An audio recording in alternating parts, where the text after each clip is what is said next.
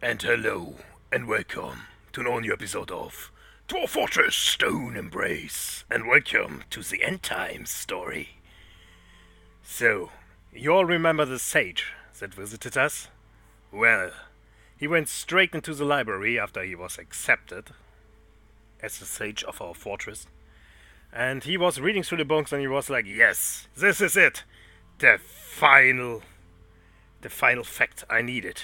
And he grabbed a stethoscope and went straight into the caverns, and he held the stethoscope into all walls, and he had a little hammer and was hammering against the walls, and then he said it. Yeah, you need to dig here. For 60 years I've been reading books, and I'm sure I'm right here in Stoneembraced, the Fortress of Strife. This is the cavern where the elves have hidden their vault. I don't know what is in the vault, but I know they hid it pretty well. It took me years and years to find it. They've hidden it decades ago. You need to dig here, and my dwarves swung their pickaxes, broke down the diorite wall, and they found a gold door behind it, which is forbidden. It's locked, and even my best mechanics cannot open it. But dwarves are dwarves, so they say, ha! Elves cannot keep us out. We will just dig straight into it. So they started digging in the side, surveyed by the military dwarves, because you never know what the elves have in there to defend the vault. And as the vault opens, a foul stench is reaching out, and it looks like darkness is flowing out of the vault itself. And my military dwarves are getting in to see what's in there, and they find a detailed diorite wall, and there's a picture on it, and it's a picture of an elf and a silver demon, and the elf is refusing the silver demon. Interesting. And they go further into the room, and they find a staircase. And one of them, Tracker, the Baron of SInnersaix, says, okay, you don't need to go down there, I will do it. I will see what's in there, because he's the most brave of the men. And he goes down and he walks straight into a big cloud of miasma, and he starts coughing. And what no one sees is like shadow. It's crawling out of the miasma. It's like a whisper that is flowing through the air. It goes straight to the staircase, and it flows up in a staggeringly increasing speed, and it flows up into the air and comes down again. And it swivels around and finds the tavern. And in the tavern, there's a butcher called Blanc. And the darkness surrounds the butcher for a few seconds. No one is noticing it.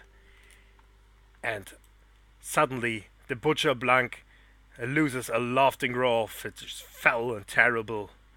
He turns around and he just keeps laughing. Everybody has seen this. Everybody knows he's fallen into the mood, and he will create a great artifact. An artifact that is exceeding normal dwarfish craftsmanship, but this is something different. He seems to be different from what normally is happening. He has a strange look, and he's running into a tanner shop, and he's claiming it. And he grabs the biggest knife he can find and runs down the hallway, and he kills SInnersaix. SInnersaix wanted to bring a wizard plump helmet and some other stuff into the dumping area, and he just runs to him and kills him, and he drags his corpse into the tanner's shop, and he starts walking in there. And Blackheart sees it, and he runs to the police. He's trying to get help, but it's too late already. The dog is also seeing it. He doesn't want to get into it. Radefra is running towards the shop, but even she cannot do anything. It's way too late. Everybody loves Radefra, but he's just not reacting. And meanwhile, Tracker is looking around, and he sees a golden statue, and it's a golden statue of Kakut Gutstarf, which is the deity of disease and blight, and he's depicted as a skeletal male human in gold. And of Zotral Scabs Battle. And it's an exceptionally designed image of Zotral Scabs Battle, the deity of dreams, nightmares, and the night, depicted as a male human. And Tracker just cannot have it anymore and says, "Everybody out! This is not a place a dwarf should ever be in." Everybody runs out, and they're all leaving the place. Nymeria takes a last look back, and Tracker's orders that a wall should be placed, made of diorite, because this place needs to be sealed. It's not that the elves try to hit treasure, they try to lock something in, and they just realize that maybe the elves weren't destroying the fortresses because they wanted to save their forest. Maybe they wanted to keep something in the mountains because they know that it has been sealed. But what they don't know is that deep in the fortress, a butcher is working on one of their most beloved members that started the fortress. And he's not working on him, he's working with him, so to speak. He is tearing away the flesh from its bones. He's tearing away the leather, and he's working with the essence of SInnersaix's being. It's a terrible sight, but something else is happening. No one seems to notice. People are just walking by. They just see him working, but they're not seeing what he's doing. And Blank has created Nikastoid Esostotodust, a dwarf bone figurine of dwarfs. And let's have a look at it.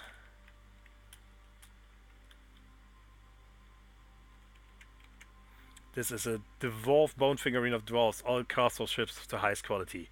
This item is masterfully designed of dwarves in dwarf bone by Blank. The dwarves are traveling. The artworks relate to the foundation of Stoneembraced Fortress of Strife. And on the image is a round building cut gems in dwarf bone. It has been made of dwarf bone. And they don't know what's up. They just know that it shouldn't be here. And Blank is reporting his own crime.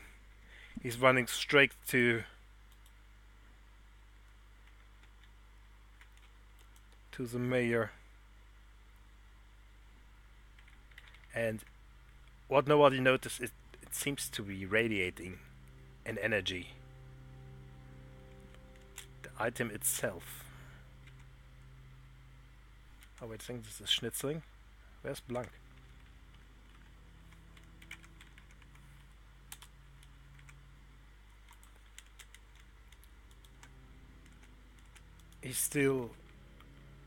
He hasn't his item in the hand.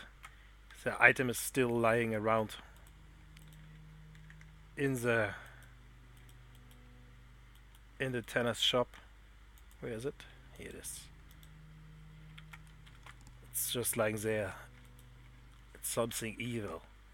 But something else is happening. All the smiths of our fortress, it's like they are getting pulled towards it.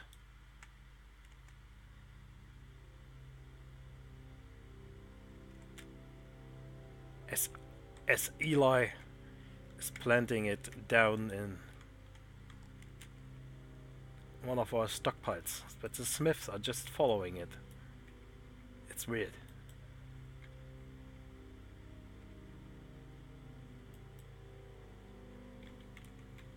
So what is Blank doing? Blank reported his crime.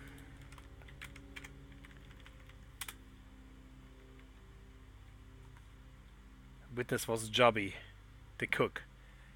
Accused is Blank, the bone carver. We will see if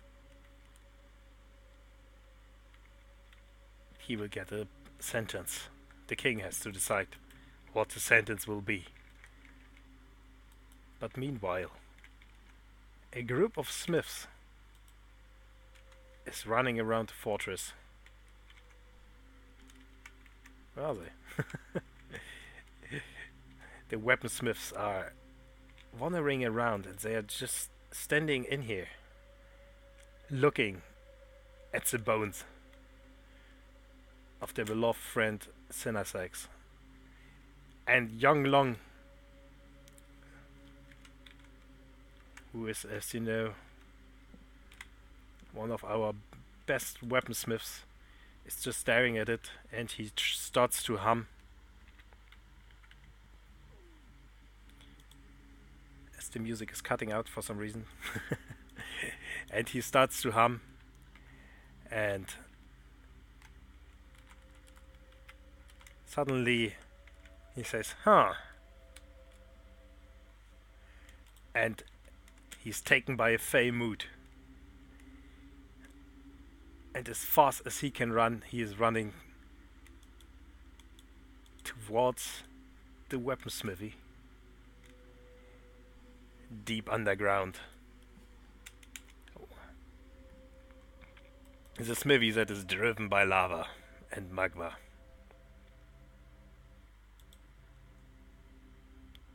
And something is very wrong with the music. So let's change it. I think my music player died. I'm really sorry. No. Okay. No music, I guess. This is weird. Alright, so yeah. SInnersaix is no more. SInnersaix is now an artifact. Just beating this time. Oh, the music started again. And our weaponsmith finally got an idea of creating a weapon. He's passing witches. One of our new barons.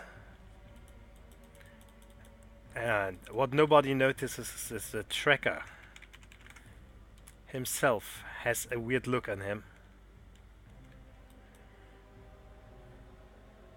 He seems to be brooding. He's in a weird mood. Nobody's talking to him because he has like a crazy look in his eyes. And as the dwarves filled up the vault, he gives a new order. An order nobody's understanding yet. The dwarves need to make a new graveyard. Nobody is understanding that because we already have 2 big graveyards, and one is for heroes and one is for the civilians. Why do we need a third one? But he doesn't want to tell. He just says, I'm a baron. I'm the baron of claw rooms. And if I tell you to dig a graveyard, you have to do it. So the dwarves are beginning to dig. Meanwhile, our hero, the eye scratcher Riff Zarsierskin. Okay, I'm turning off the music, this is getting on my nerves.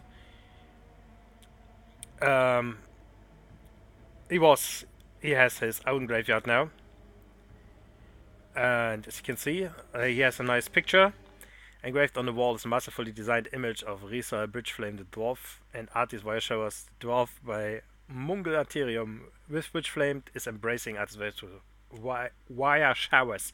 The artwork relates to the marriage of the dwarf Ritz Bridgeflame and the dwarf artist Wirehouse in 116. And of course they have memorials for him. And it's an exceptional slate memorial. All of them are exceptional, and there's Dralter bone and Crundle bone on them, and spikes of Rosara bones, and slab reads in memory of Ritz Zarsierskin. Born 103, bled to death, slain by the human Amxu Shimmer Wraiths with his copper scimitar in Umustozen, the attack of hurricanes in the year 257, devoted father and husband. And all of the slates things are doing saying the same thing. And then there's another engraving here, detailed. It's an image of Reed Bridgeflames and the dwarf and an eye. And Reed Bridgeflame is laughing, and he's raising an eye, Yeah. So everybody will always remember his deeds. His heroic fight against an overwhelming force he could not beat, but he could injure. Oh, and Long John claimed a magma forge. Interesting.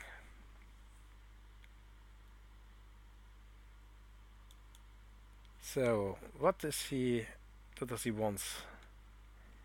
What is this that he wants? So far nothing is happening.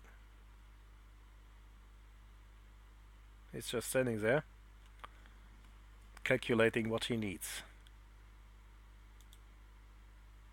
And with a bit of luck, it will be something awesome. Because there will be an artifact involved, and as you know, we have adamantine. The problem is, right now we only have 3 frames. So this may take a while. Why is there so less... Huh, this is interesting. OBS is telling me that my encoding isn't working. Oh god. Please don't die on me, game. I guess this is where I end this episode. I know it's only been 15 minutes, but you have to say a lot of stuff happened in here. And I see you guys in the next episode of Dwarf Fortress Stoneembraced.